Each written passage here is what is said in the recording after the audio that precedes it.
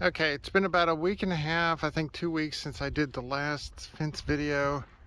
And as you can see here, I finished up the nighttime area. So the temporary fence is now gone. The temporary fence is sitting right there. I don't know exactly what we're going to use for it right now, but we'll figure it out. We got all the 5-foot T-posts that we used for that fence right here. Then all the remaining 6-foot T-posts over here. Also, let me zoom in, did the back part over there. Both of these runs were about 50 feet. And then I also went over there and did this gate. And as you can tell, the birds love the top of these posts because they're on them all the time. And so now what I'm doing is, as you can see here, Andrea's mother's single wide is now on property. They actually moved it yesterday. The whole disassembly, moving, setup, everything took one day. They moved it, it was about an hour away that they moved it. So yeah, with all that took one day, and that included the septic tank for her single wide. So I was not able to do this segment until after that got moved. So I've basically been twiddling my thumbs for the last few days. So what I have now is I have my tape measure out. This is a cheap 300-foot tape measure I got at Harbor Supply, and it was like 20 bucks or something. But doing double duty with it. One, using it as a straight line, because as you can see, that's pretty straight. And two, it has measurements on it. If you look down here, you know, it's got feet and inches on one side, then it has metric on the other side. So what I'm going to do later is every 15 feet, I'm going to stick T-posts all the way down the side. So what I did this morning is I had the corner post here since I started the fence build, because I wanted to lay out the 4 corners first. Then what I did today is I put these 2 posts in, and what I'm going to show today is putting the brace on and putting the final gate, which is right back there.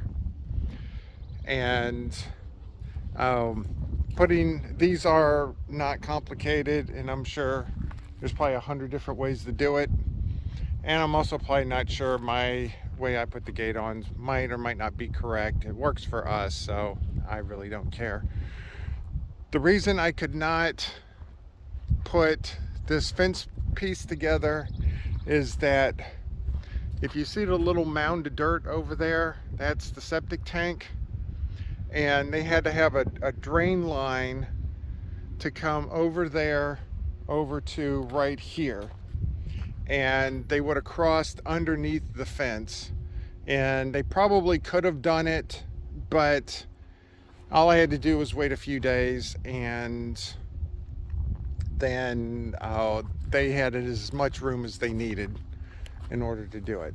So what I'm going to do now, I'm going to set up and show you how I put the braces on. Like I said, it's not complicated, but I figured I should show it. Okay. If the camera wobbles a little slightly, I have it on a little T-post thing, and of course the wind's blowing. So hopefully it won't be too bad, otherwise I'll have to redo it. So what I do, I have a 2x4 on the ground here. That's basically a guide. So the bottom pieces then sit on the ground itself. Then over on this side, the gate is going right here. So I want to make sure that this will not hit the gate. So I've just put it over like that, and I just wanted it to be about 4 feet tall. I've already done several of these, so I know about where the 4 feet is. And then what I have here, I have 3.5-inch lag screws. And so I just drill 2 holes.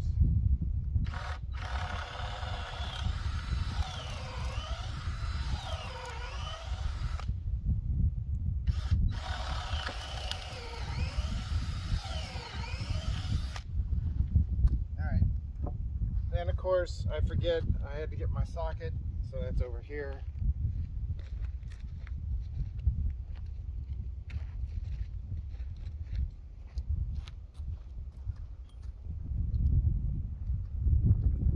So just real simple. Put it in. Since I dropped the piece of wood, all I do is just continue to push it through until I can see it on the back side. And once I see it on the back side, I just stick it where the hole is. And then once it goes in there enough, then it bites and grabs. So now even though I'm not done, it will not move. And it's just basically rinse and repeat.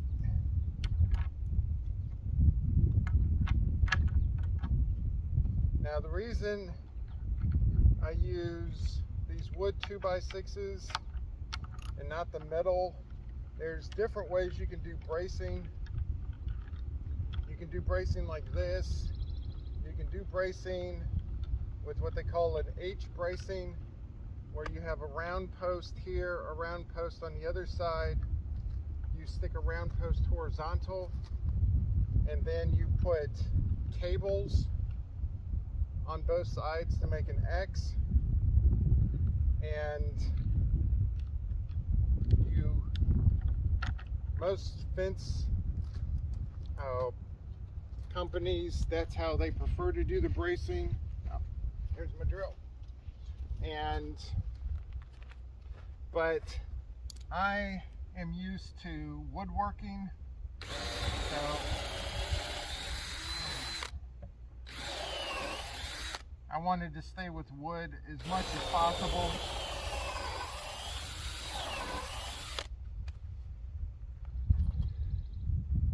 So now we just got to do the bottom side, and then as soon as that's done, take the 2x4 out and it's done.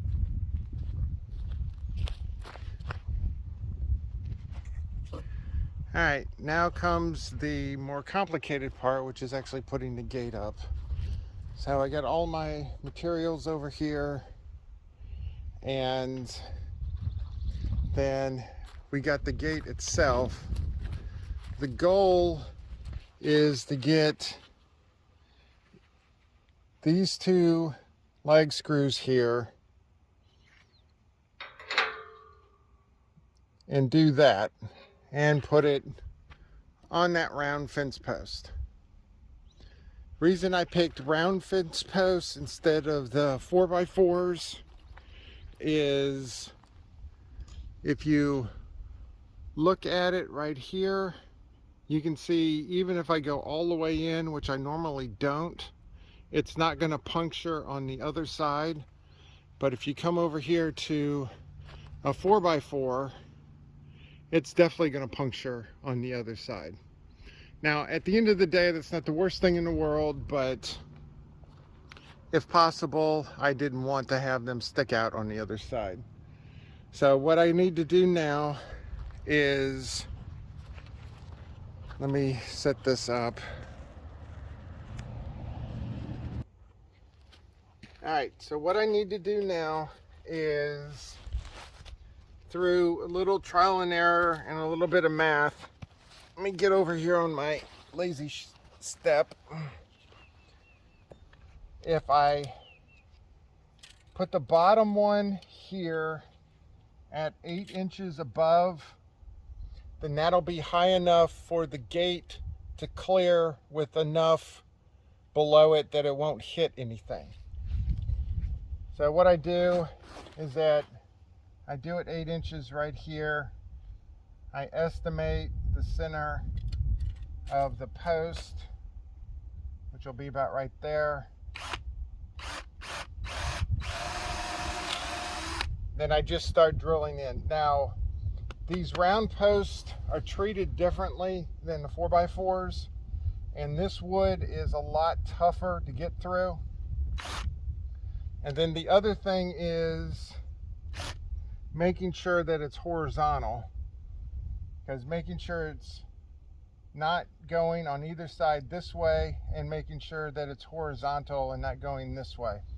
Because on one of the gates I actually screwed up, and it was bent up enough when I put it in. I actually had to take the thing all the way out, drill it again to make sure that it was level.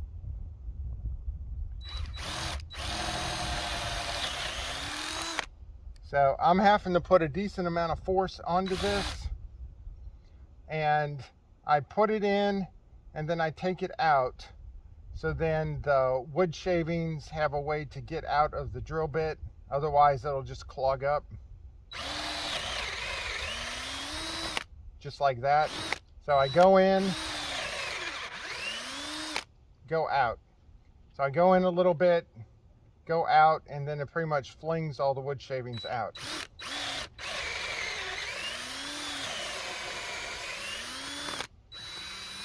And of course my battery dies right in the middle of this.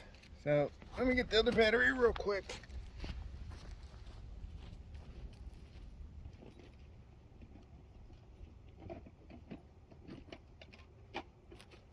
Okay. Alright, good thing is I have 2 batteries. So if one of them dies on me, I still have the other one. Alright, so get out of the way.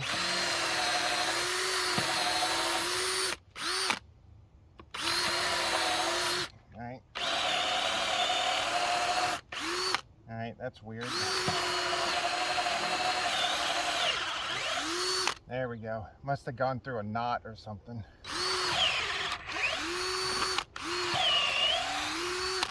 And once you take it all the way in, then it's good. Then comes the fun part, and when I mean fun part, I mean not really. Is that this is supposed to take a 9/16 drill bit. I only had a 1/2 inch, so it's a little bit smaller. So at the end of the day, all that means it's a little bit tougher to get through. So you can only go so much before you have to use the pliers. Now there's different ways you can do this. Pliers are what I have, so that's what I do. That you just take it, I just take it down like that.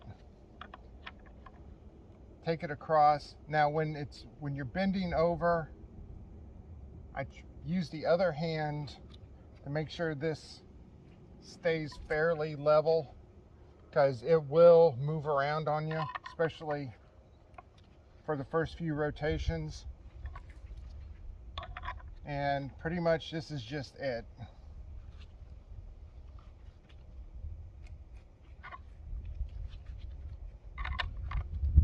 So I'm not going to bore you doing this, because this is not really fun and it takes a while.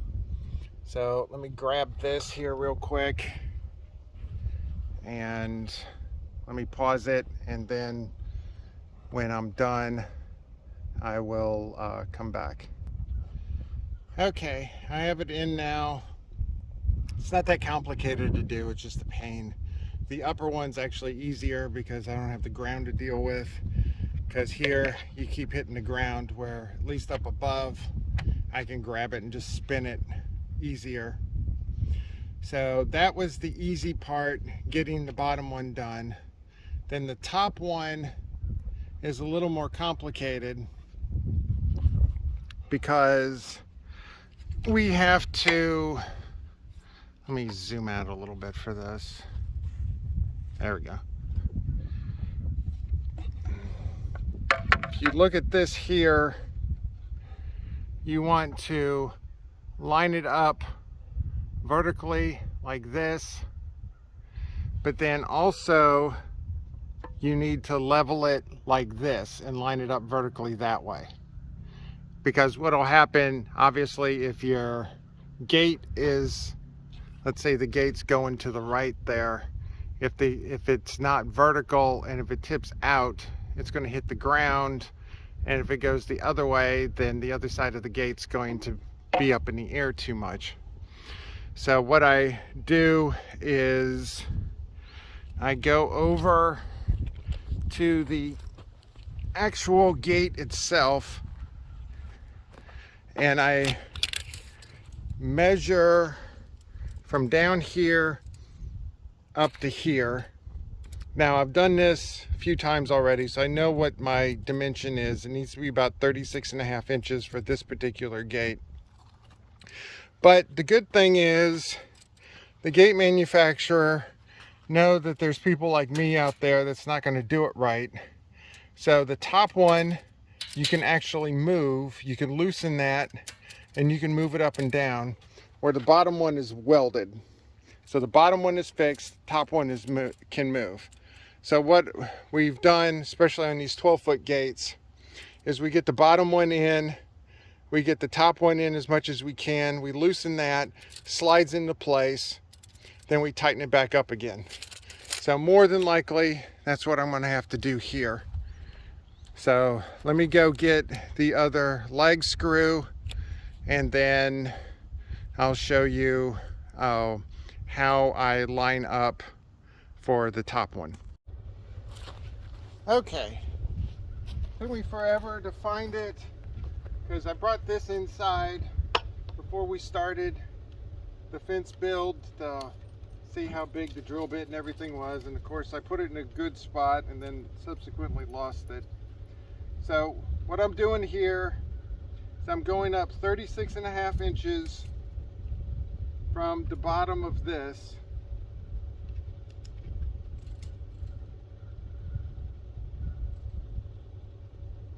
and measuring it this way.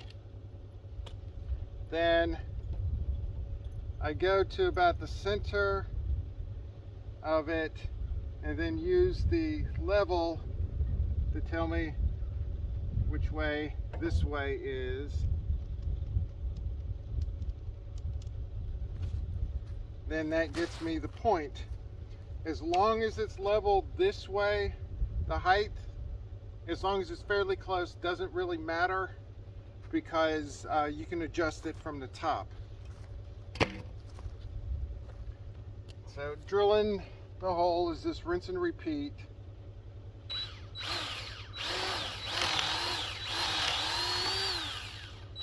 Main thing is make sure it stays level this way and it doesn't go side to side too much.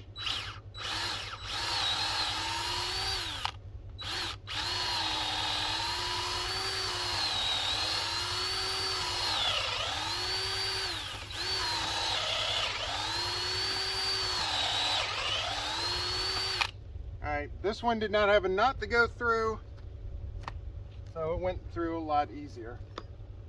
Then it's just rinse and repeat on this one.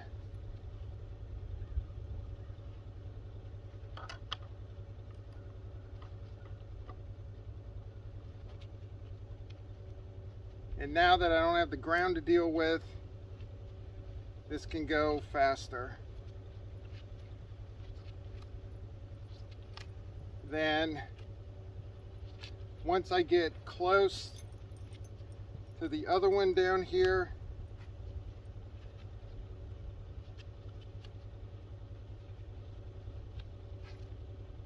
I get it up vertical, then just take the level and see how it is this way. Okay, so I just see how it is.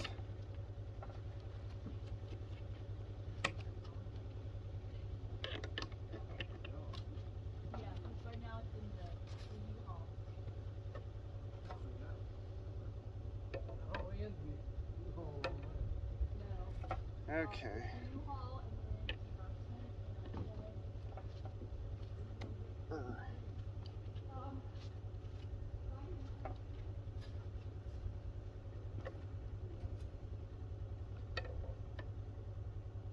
Oh.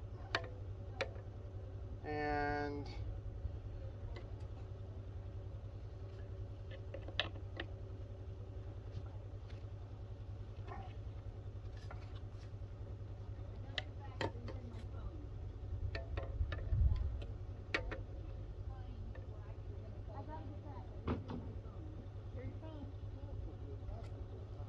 okay, so now this has been riveting, but just trying to make sure that this is level.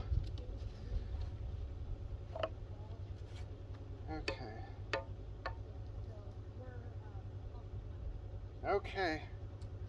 So that should be pretty level there. So let me get all this stuff out of the way.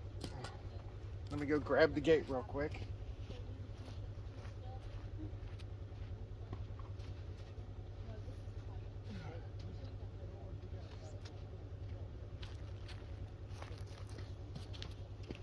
All right, so here's the gate. This is a 12-foot gate and it weighs about 50 pounds. It's not really that bad to move, just awkward. So try to get the bottom one in first. This obviously would go a lot better if we had more than one person, but I like to be stubborn and do things myself. Okay, there it is. And you can see here how I misjudged it and it's a little too high. And it's actually bumping on this side. Okay. All right, so what I'm going to do, I'm going to have to push these both in a little bit, because if you look over here, it's actually hitting the side. So I'm going to have to push these in order to just move the whole thing this way. But before I do that, I'm going to loosen this up, get this to where it's supposed to be, and then I'll do that. So let me do all that, then we'll come back. Okay, so let's try again. Let me set this thing down. Okay, so what I did is I moved it 4 revolutions back.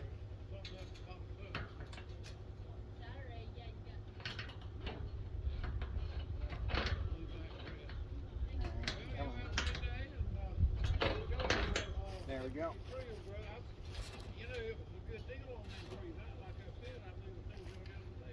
Okay. All right. My tape measure is actually hitting the gate, and it's actually a little low on that side. So I think I want to take it out again and back out probably a revolution or 2 on the bottom in order to get it up better. So let me do that real quick and see what that looks like. Okay, try 3. This time I have Andrea helping me. She had to come out for some reason, so I just grabbed her and said, "You're helping me." So I need you down, Andrea. Down more. Okay. It's a gate. Okay. All right, so I did 2 revolutions back out on the bottom. So that theoretically kicked the gate up. So now if you come over here, you can see that it's nice and above the ground. Where before I did 2 revolutions, of course, that way. Now the gate's following me for some reason. There we go. We'll have to move that. And so now it's working fine.